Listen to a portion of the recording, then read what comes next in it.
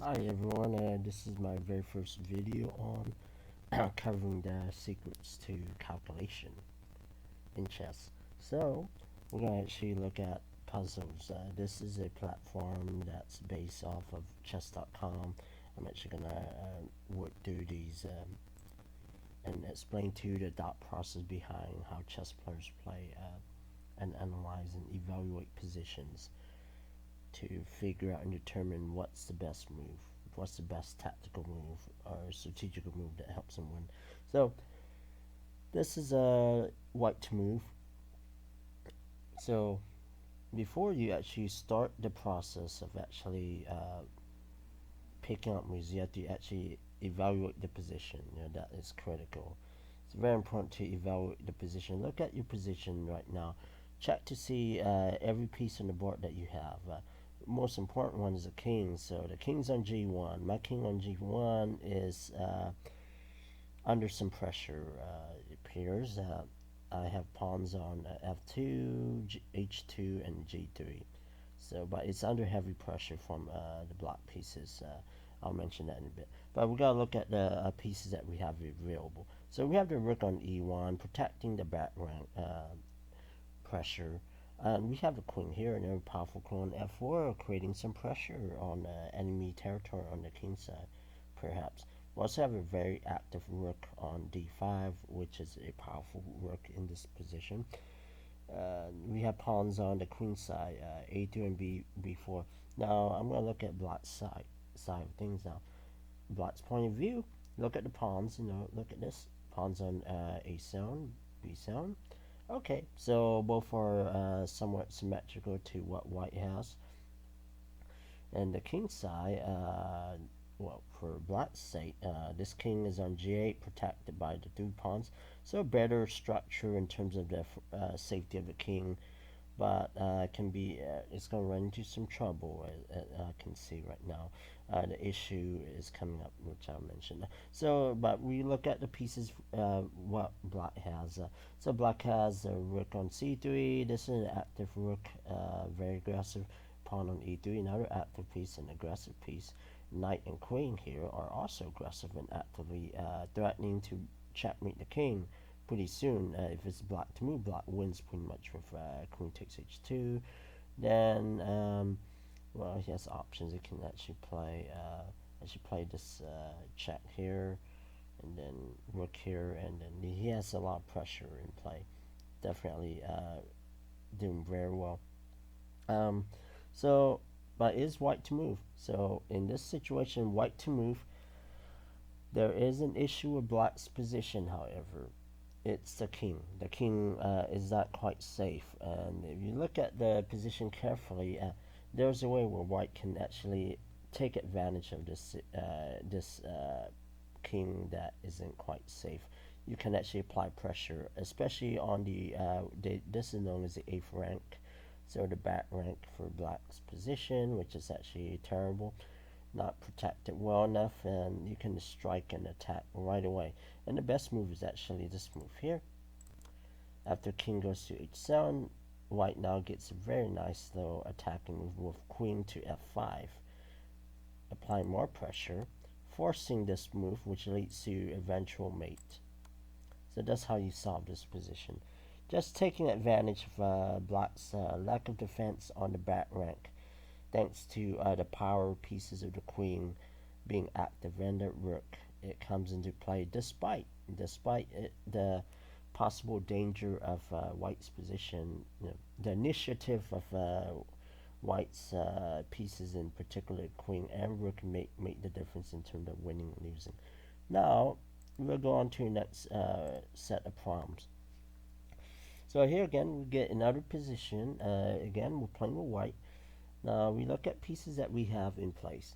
So I'm going to look at my king first. Okay, king's on c1. It's safe. It looks to be safe right now, protected by my three pawns on a2, b2, and c2. That's the queen side. And then I look at the pieces I have. I have the rook, queen. Looks like they're developed out pretty well. The bishop on e2. It's protecting the diagonals along the king side from d1 to h5, and then we have this bishop covering e2 to a6, and we have a good knight on b3. This is a very active knight. Can jump hop over to and jump over to a5 or even d4. We also have a good bishop, bishop on f4. So looks like all white's pieces are very actively placed, well placed. The pawns on g5, it's clamping down and actually limiting black's options along with d5. So white has a positional advantage, it appears. Let's look at black's position. Well, the king on b8, look at the king on b8. The king's quite safe, it's amazing. This king is safe, protected by his pawns on the queen side, as you can see, a6, b7.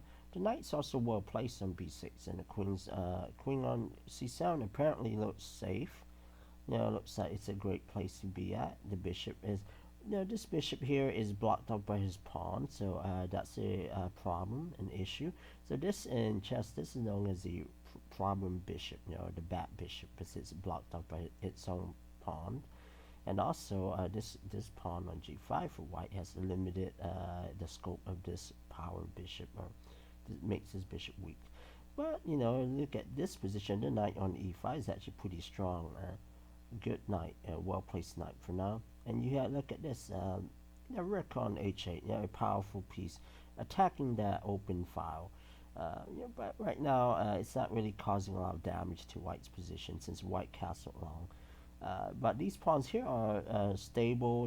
They have good structure. They should be relatively solid. But there is a issue with the position, though. There is a big issue with black's position, and in this situation, once you analyze what you have available in the position in terms of where your piece placements are, and then you analyze and figure out where black's pieces are located, now you gotta find some form of tactic, an attacking plan involving trying to win material if you can. And this situation works out pretty well, as you can actually set up a tactic where you can win material, and turns out you can actually play a move bishop to takes e5, elimination of that knight, forcing this black move piece to play d takes e5, but that leads to this nice little fork, as you can see, winning pretty much a piece. And that pretty much wins the game. Pretty much you're up a piece, and this is an easy win. Okay, so let's look at one more. So this time we're playing with the black pieces. So white just initiated the advancement of e5, threatening the knight on f6. Okay, so but again we look at what we have available in the position right now. Let's say our king's safe, castle on the king side. We got very strong pawns on the king side position. It's very solid and safe. Bishops on e7. That's a passive bishop. It's very defensive, but in this situation, that's probably the best square for the bishop right now. We have rooks that are connected, so that's a good indicator of a good position. The queen on d7 is not well placed, but it's probably better than nothing in this position right now. It is, however, it's well, look at this position. Queen side pawns are solid. The knight here issue might be pinned, but it is blocked to move, so that's a big difference. So we look at white's position. White hasn't castled yet. He has options to castle long or short. It's up to him. The pawns are actually very dominant for white here. Very strong pawns. Queen side pawns 2, 2 to 3. So black has the advantage long term with pawn majority on the queen side. So white's gonna have to try and push for a minority attack if he wants to try and fight for the advantage and win. His pieces are actually well active. Knight c3 is the best square for knight in this situation. You got queen on a4, bishop on b5, well placed. The rook on a1 still hasn't developed out into the game, and h1. So in this type of evaluation of the position, white hasn't developed out completely all of his pieces, so that's an issue. But black has already done it and castled safely. The other issue with White's last move, e5, is that he looks like he forgot to defend his one of his pieces. And turns out there's a tactic where you can actually win material. And if you look carefully, that pawn on a6 is has a chance to take that bishop. That will be a nice way to win material and create chances to win the game. And turns out this should be the best move based on evaluating the structure of both colors from your side and your opponent's side. You will eventually find the flaw, find the mistake in what they're trying to do. And it turns out this is the best move, and that pretty much ends up winning a piece for free. And then you're threatening the queen as well, as you can see. So that's why this is the best move in the game. But there's no way that White can take on f6, because you're just simply going to take the queen, and then you're basically winning the game pretty easily. Okay, all right. You can like, subscribe, watch the video, of course. If you don't like the video, that's fine. You can comment as well. If you guys have any more suggestions, advice or questions about this video, let me know. All right, take it easy, have a great day.